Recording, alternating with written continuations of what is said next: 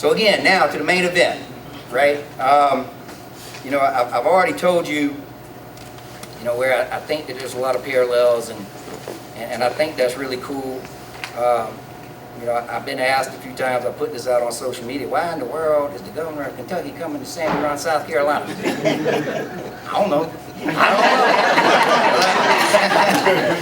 But he called up and I said, you are more than welcome to come here. Now I can tell you why I hope he's here. But, you know, that's not for me to decide. That's certainly for him.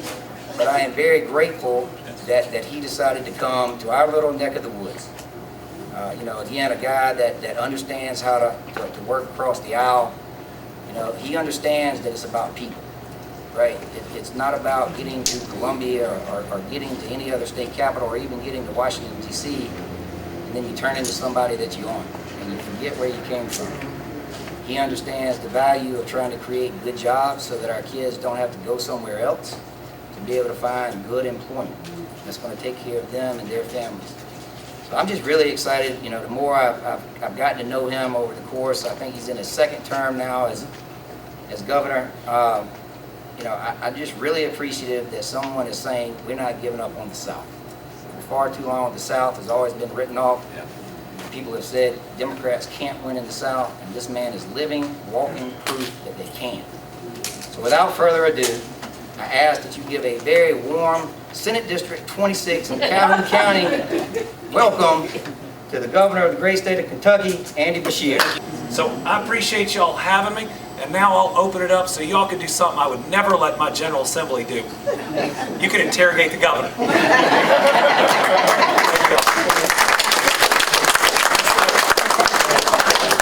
My name is Herbert Brakeman. Hey, Herbert. I got a comment and a question. Senator Art opened up with saying that it was good for us to come out on a Saturday afternoon to hear somebody talk. But it's good for all of us to come out and hear one another what we have to say. Yeah. I met this young lady a few minutes ago.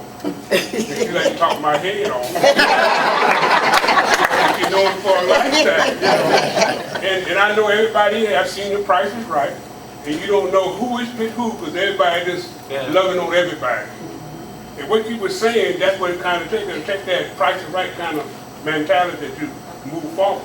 Now my question is, to be done a great thing, but we can't go to sleep on it. We can't do what Rick Van Winkle. Yeah. We don't have 20 years. Yeah. Well, you can look at this thing and say, like, we in the fourth quarter, 5 months. What we gonna do to make sure everybody stay energized and go to November full steam ahead? No, I appreciate the question. And I'll just say, I think we're in the second quarter because 2026 will get us to halftime. It's really important that we have Democratic leadership in 2028 as well. And what I'm doing is traveling this country, trying to make sure whoever that candidate is going to be able to run in a bigger instead of a smaller map. So I'm the head of the Democratic Governors Association. That's why I was with Keisha 2 days ago. That's why I was with Doug Jones in Alabama about a week before that. I'm making sure that the South is included in those plans. What we do in 26 in governor's races is going to change the map in 28. I'll tell you a secret. I'm pretty sure we're going to win Iowa and flip that blue here in 2026. That'll be in play in 2028. We're going to have a good shot at Ohio. I think we're going to flip the governor's mansions in Nevada and in Georgia, and then I think we're going to win in some places that you aren't expecting. We've got to make sure that we take this momentum and that we push forward, but that we also do it in a way that welcomes people in. That we don't get back to the litmus test where you have to be 1,000% pure on 100% of the topics, that we have room in what's called a Democratic Party for some disagreement, but that we continue to be focused 80% of that time on those things that people can look at us and say, I disagree with these 2 or 3 things, but man, they're working hard to make life better, when the other side only cares about pledging fealty to Donald Trump. And I'll just say, as we crest 26, hopefully winning big, let's make sure that we're a party and a people that are for something instead of just against someone.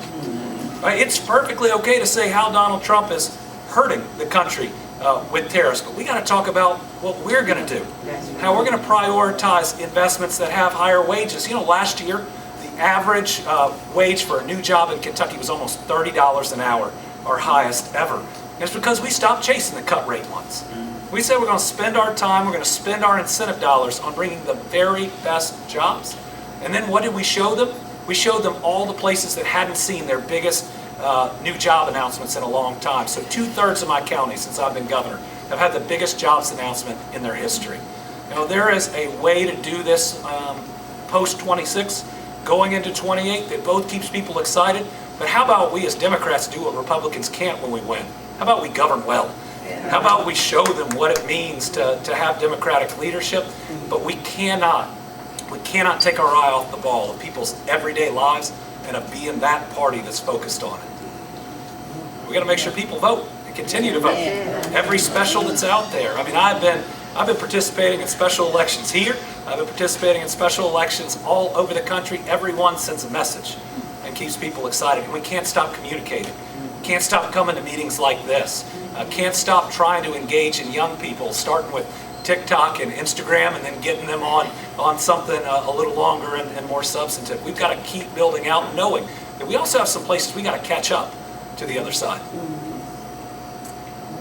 That was a long answer. Apologize. Sure, I'm Russell Watt, Senator for Senate District 26, which is parts of Calhoun, Lexington, and Richland counties. Sure, I mean, as long as we continue to do the things that we need to do to set folks up to be successful in Calhoun County. I mean, we've got some great advantages working in our favor. I mean, obviously, we have I-26, a major thoroughfare that comes right through our county. We're about an hour and 15 minutes to an hour and a half from our port. Major interstates come together right here at Calhoun County. So yeah, we've had good leadership for a long time as far as keeping taxes low within the county from the county's perspective. We've got a good technical system that's here to train our students. So yes, I'm excited about it, but there's still a lot of work left on the table. It's not going to happen by itself. We've got to have folks that are willing to come in and fight for the people that live in Calhoun County and demand that it's not just jobs that come here, but good, sustainable, high-paying jobs that can truly support our families, that are willing to invest in our communities and not just come in and use us. And so that's what I'm very excited about. The future is bright, I think.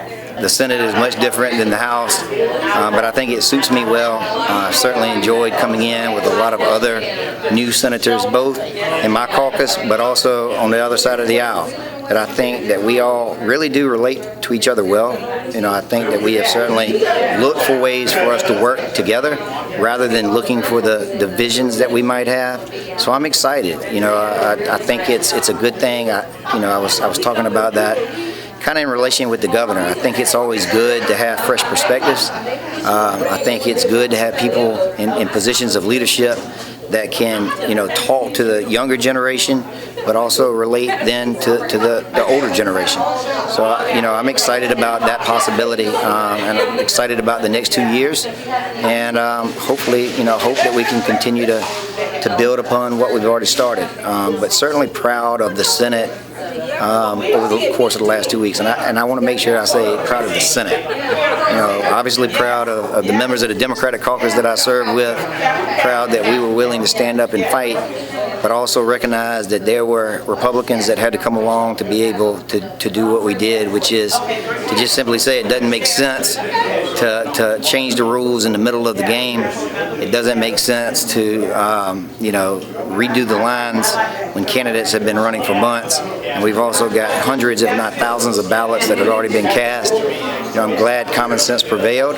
I just hope people are going to, look at what transpired, look at who was pushing it, and hold folks accountable for what they actually did. I think that's what the process is all about, and so I hope that will transpire. Excited about what's coming up in November. Obviously I think we've got some great candidates that really do speak to what's the best of South Carolina, so I'm excited.